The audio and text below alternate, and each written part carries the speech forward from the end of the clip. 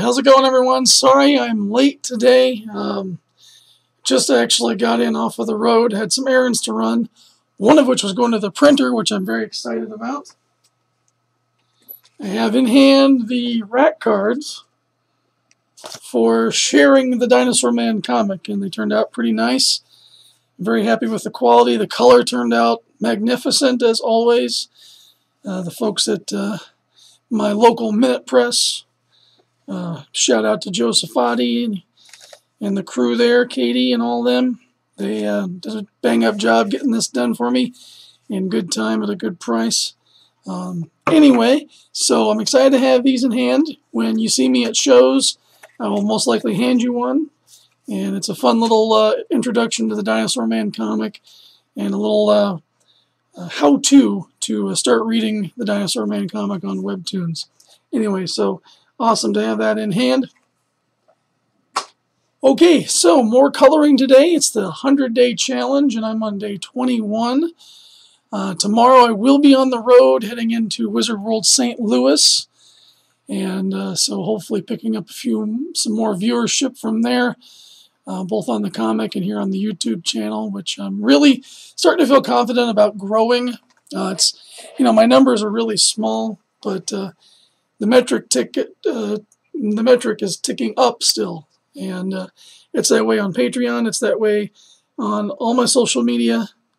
It's small numbers, but it's still growth. So I'm very thankful for the growth. Anyway, check out the Facebook group, the 100 Days of Making Comics Challenge, if you want to know more about that.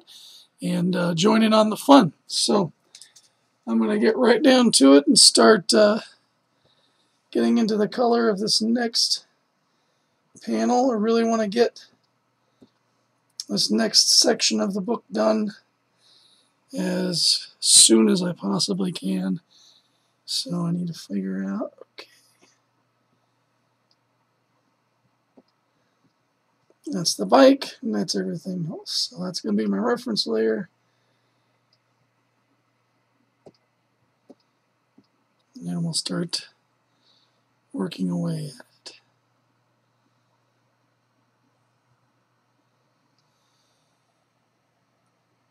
So hopefully you guys are doing well. Awesome. I got the Geekadrome checking in, and everybody there at the comic shop. Ready to have you. Happy to have you with me. And I think I'm going to turn off.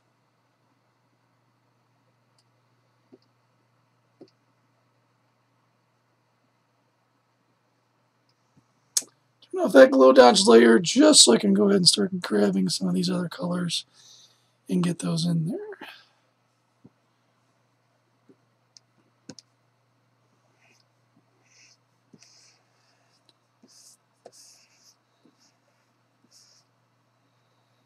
Not going to worry about Spaz's coloring just yet.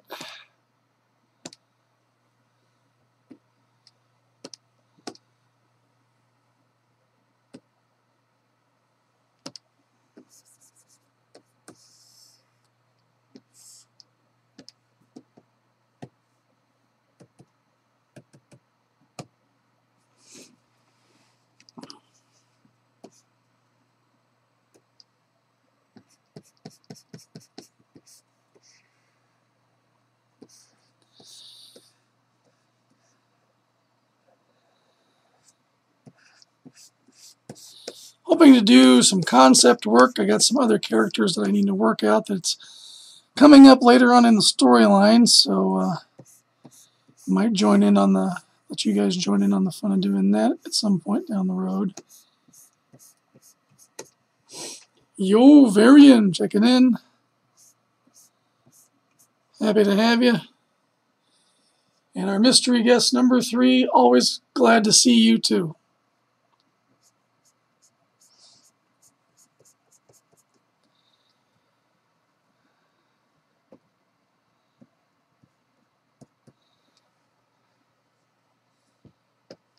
Okay, so let's kind of dig in with some different coloration. I was using these colors a lot for like the surface of the background. So I'll probably come in and do some more with that. I also need to do a nice shadow for this.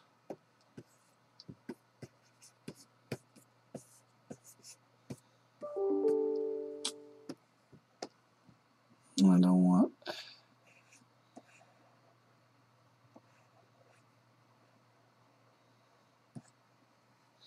Because right now I've got the bike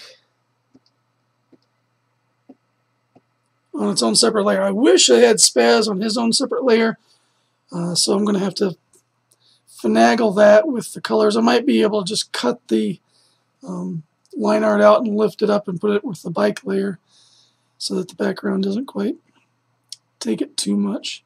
But other than that, I'm pretty satisfied with what's going on.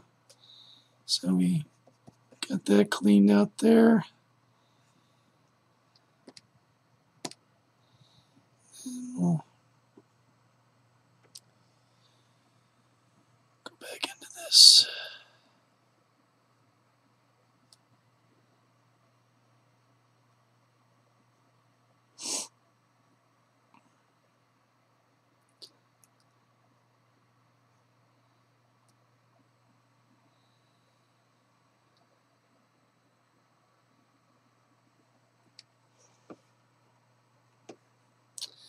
Alright, so I'm going to try some effects brushes and see.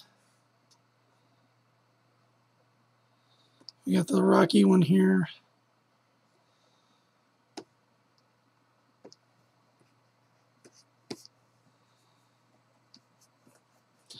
You know, this is semi-cheesy because it's really all it's doing is it's painting a photograph values, the values of a photograph into the background. And I didn't do a lot of drawing here. I would normally do a lot more drawing.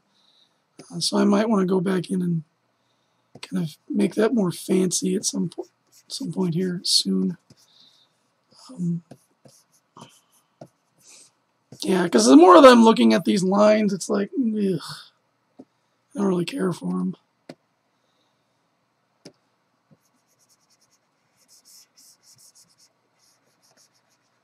They don't really communicate the surface the way I would like.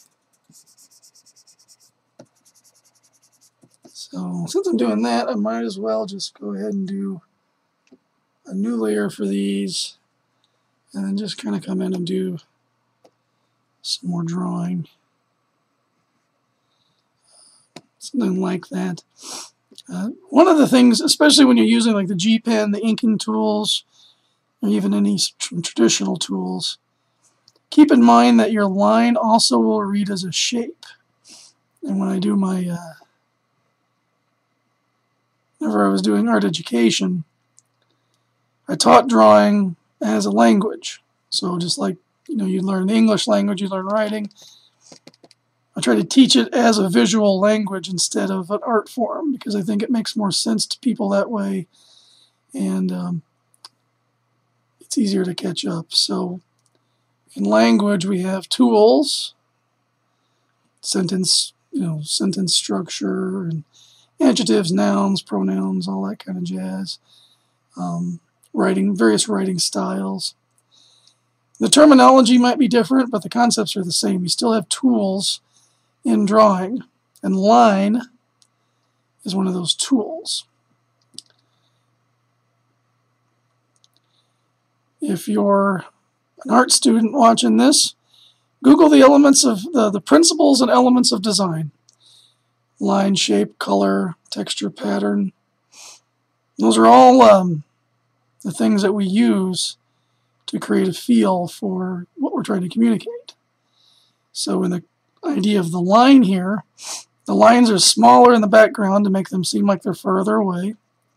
They're thicker in the foreground, so I could even go back in and thicken that one up, and then it's going to make him pop out even more.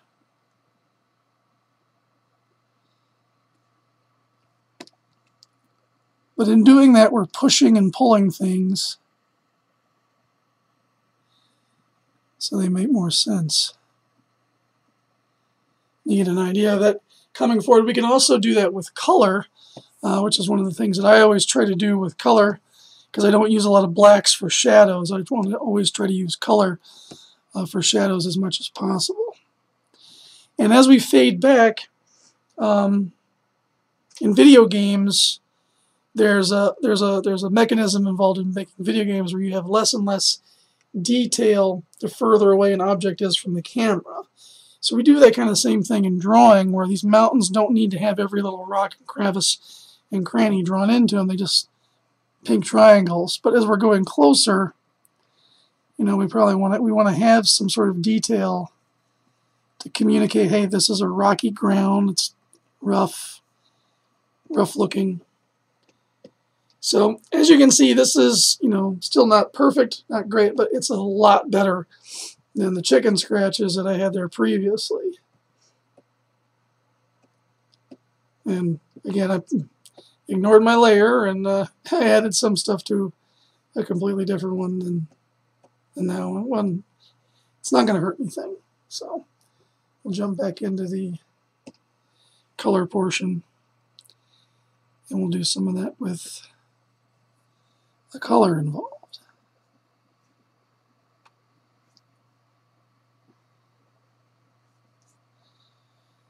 Just putting in some highlights.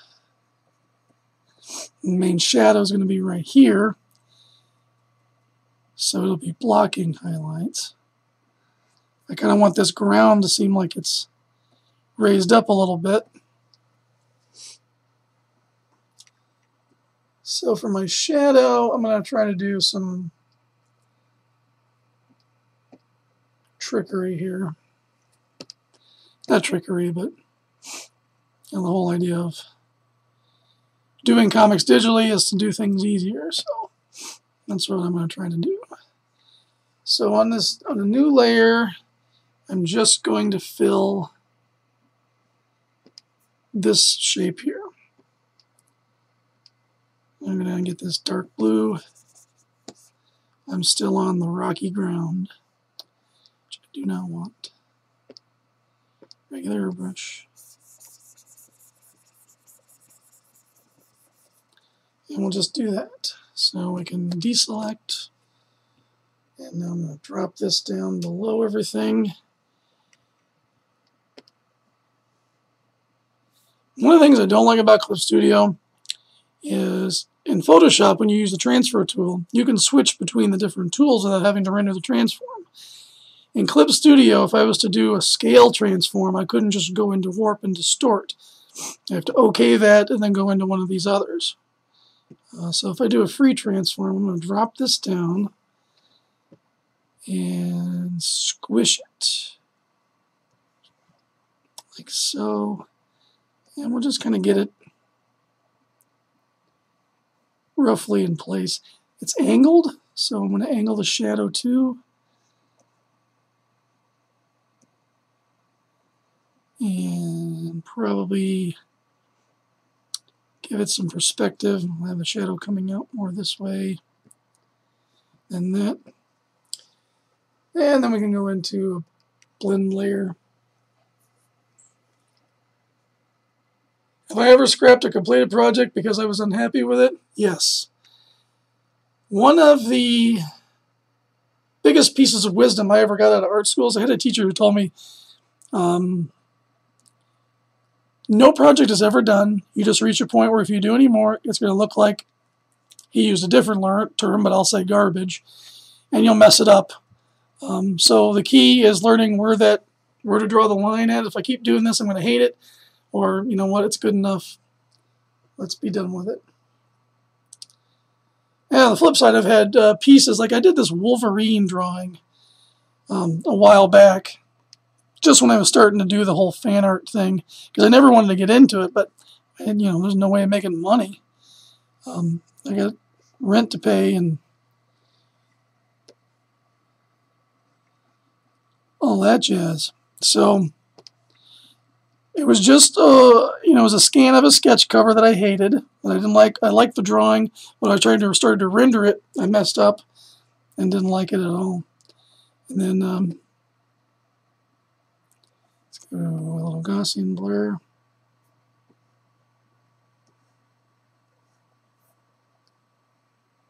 too much.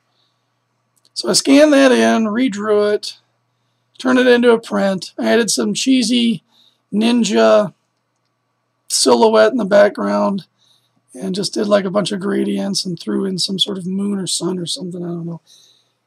I absolutely detested that drawing, but people bought it. So I procrastinated the longest time getting rid of it. Finally purged it. It was just one of those things like, I don't understand why you like this, because all I see is the errors. That's the way these things go sometimes.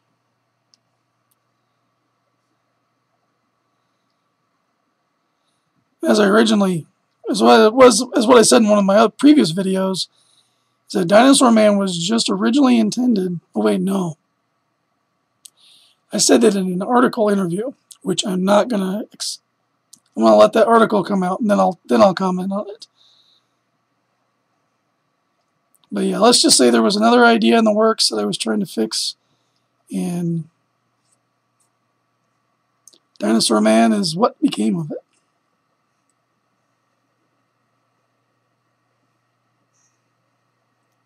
So whenever my interview on Indie Volt comes out, you'll learn that little bit of backstory.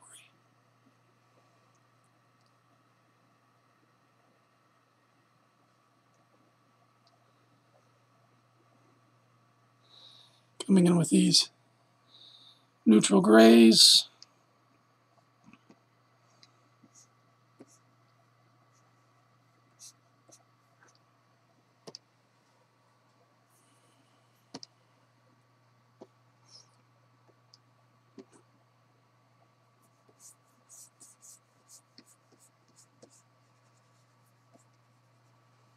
Some violets.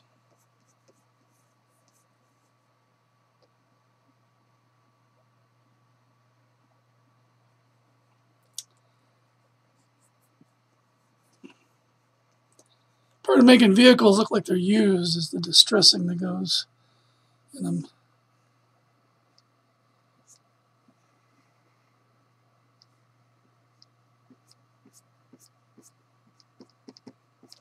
And that doesn't always have to be a black line. It can be, this type of thing. I forgot to color the headlamps. I want to do that too.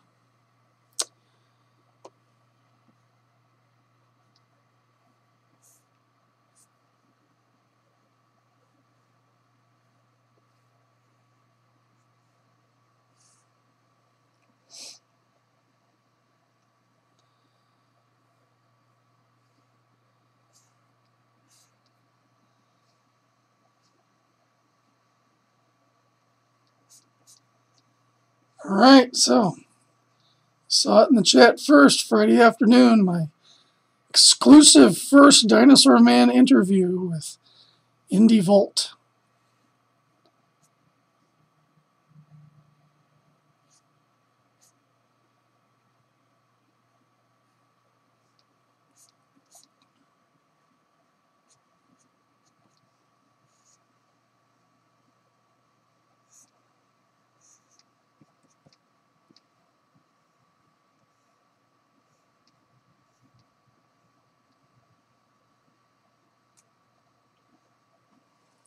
Go ahead.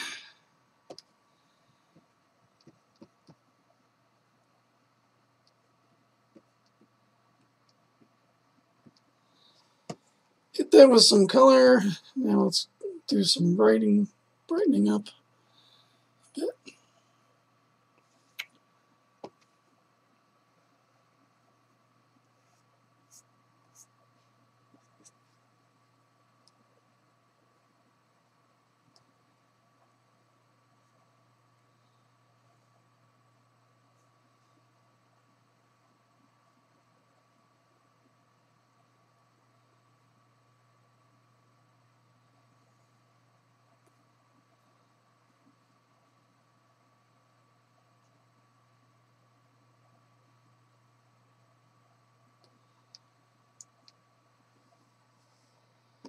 Little bits and bobs.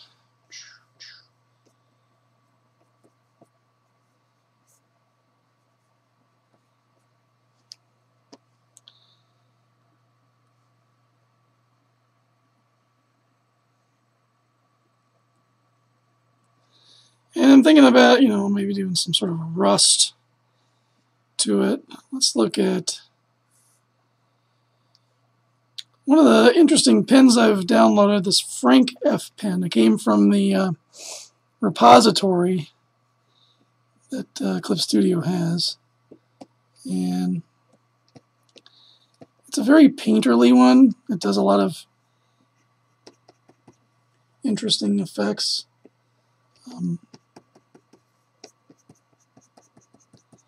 Might be kind of hard to see on screen, but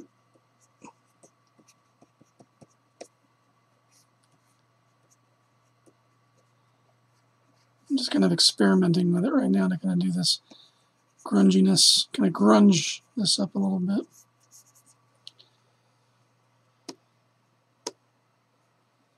Let's go back to G Pen.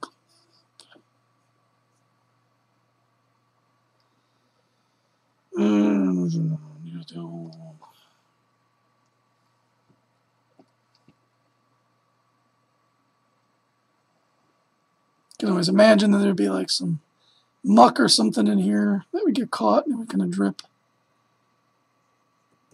Various splatters from insects and bugs.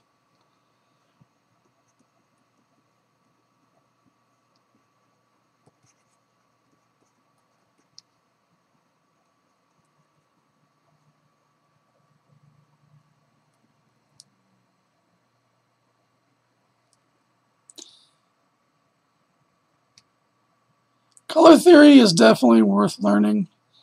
I'd say of all the things an art school could possibly provide, that's actually worth paying the tuition cost for. Definitely a good color theory class, because there's a psychology to color. There's a, how the relationships between colors, why certain things work, why they don't. And just kind of your basic complementary color. You've got blues and oranges. And if you look at a lot of movie posters, you might see that the background is blue and the people in the front are kind of an orange tone, and that's a push-pull thing within color theory as well. All right, so we'll get Spaz done.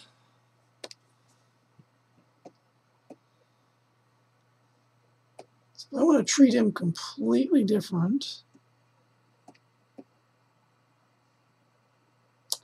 Oh yeah, I got the window screen as well. I'll leave that solid line there. Let's get that one.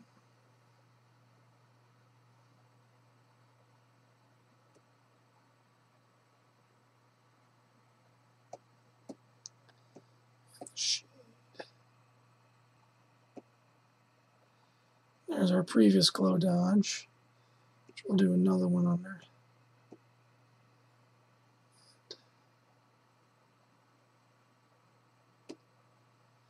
Alright, so we'll do it on this bottom layer.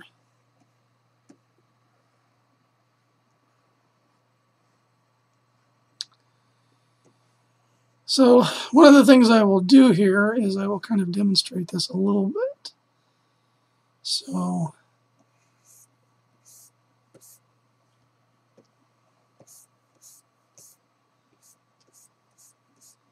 I really want to separate him from his background and bring him forward.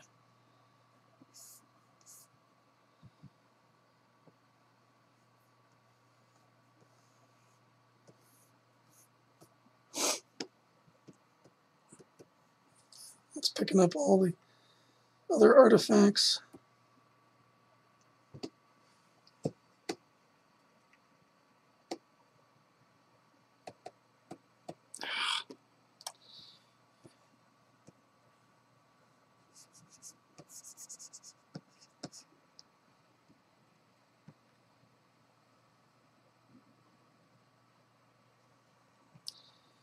Yep, that's the trick they learned. That's the trick they use.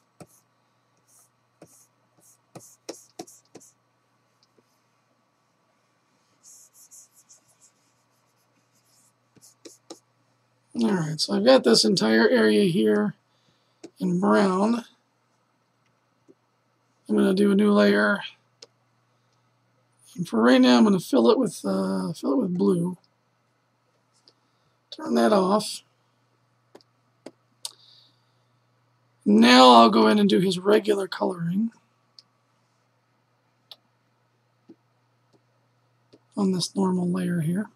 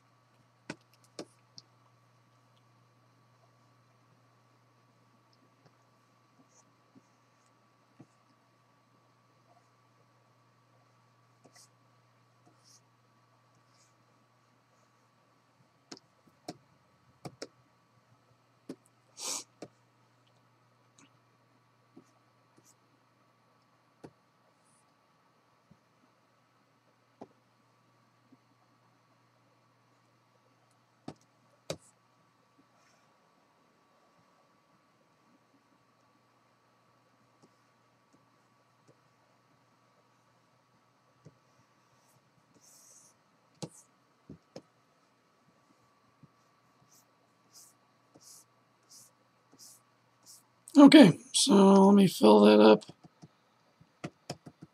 with the proper color, and then we'll get this dark band here.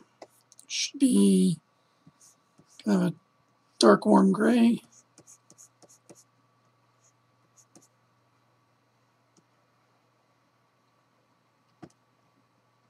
If you remember back to the old books of the 60s and 70s when they were super limited in their color process,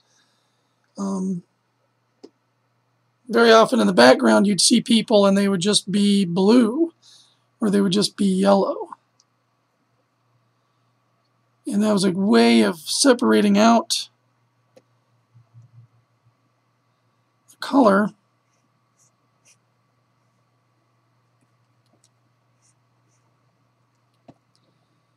making things appear in the background with color. You didn't have all the fancy digital touches to it.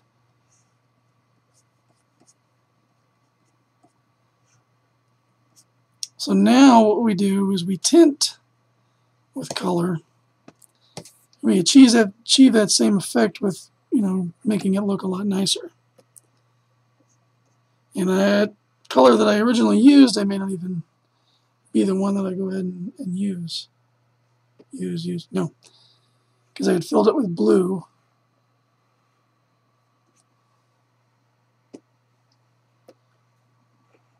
That may not always look the best.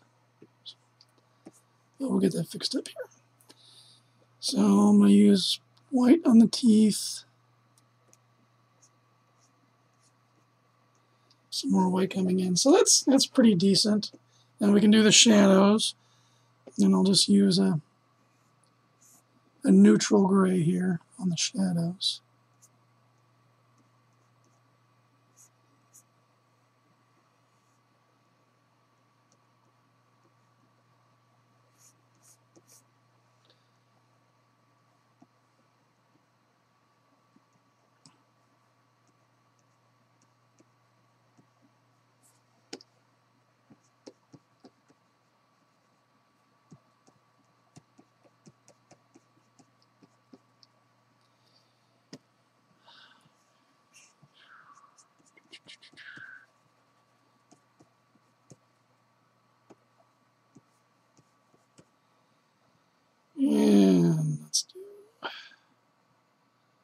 kind of a warmer gray.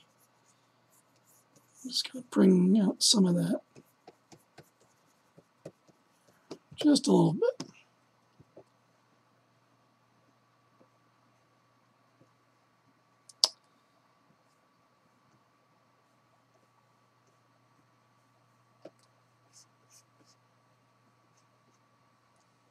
Yeah, I don't like that. That'd be down here. Alright, so that's not too bad. I'm happy with it generally. So now what I'm going to do is I'm going to take this layer that I just created and apply that there. I'll go ahead and turn that glow dodge back on for now. And then just going to play around with the tint and see if this is maybe how I want to do this. So what I'm trying to do is I want to use color to bring him a certain way and push him back. And push everything else here back. So one of the things that I know I need to do is go ahead and use my glow dodge. And the problem I'm going to run into is having the bike all separated like this. I didn't do things the proper way. And the windscreen. Let's go ahead and fix the windscreen for right now. Boom. Dial that back. Throw in a little bit of a piece of clear. Alright, so I'm going to do a new folder. Put the bike in it.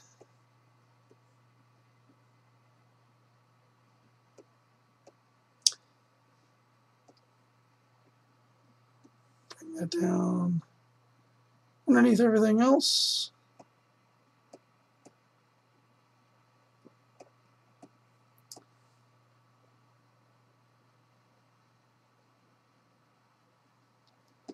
Now I can go back to my glow dodge layer. I'm going to grab that hot pink that I had put in. Start to bring that in like so. And kind of letting it go spill over into spaz a little bit. And it's looking cool. And then I need to do the same thing kind of back here in the back with some regular color. I'm just going to put in a hint of those clouds. So now I can go to that other layer that I created. And if this isn't necessarily what I like, maybe try green. Don't like that. Yellow, red, deep reds. But you can see just how adding that little bit of color tint helps to separate things even more. I'm going to leave him nice and cool using these blues because I think that's going to work best for what I'm trying to do. And then I'll just mask some of that out.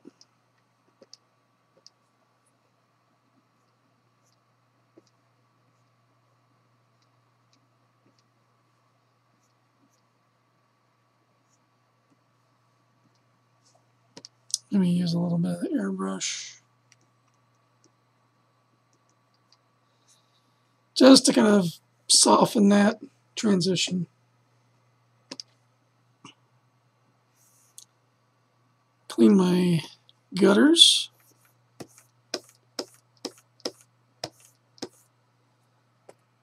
Deselect. Boom. When do I expect this issue will be up on the Webtoon? Well, let's see. My next logical stopping point is a whole other page. So, Valentine's Day, I'm hoping. Like I said, I've still got to finish the coloring project. I've got my Alpha and Omega print that I'm working on for the wrestling series. And I'm really behind on that because of this 10-page story. So March, hopefully, I'll get to weekly updates, because that's what I really need to make Webtoon successful. Is I need to be updating content on a regular basis. If it ends up having to be bi-weekly, then that's the way it'll be. But eventually, I do want to get to that weekly content. Probably not as long, but some of these storylines I need to be a little bit longer because there's so much setup going on. But as you can see, this is You know, this is looking pretty. I like the way this is looking. It's nice. And he's got this nice reaction shot going on here. Kind of like the Hollywood lighting where they shine the light over the eyes. Like, do, dun, dun.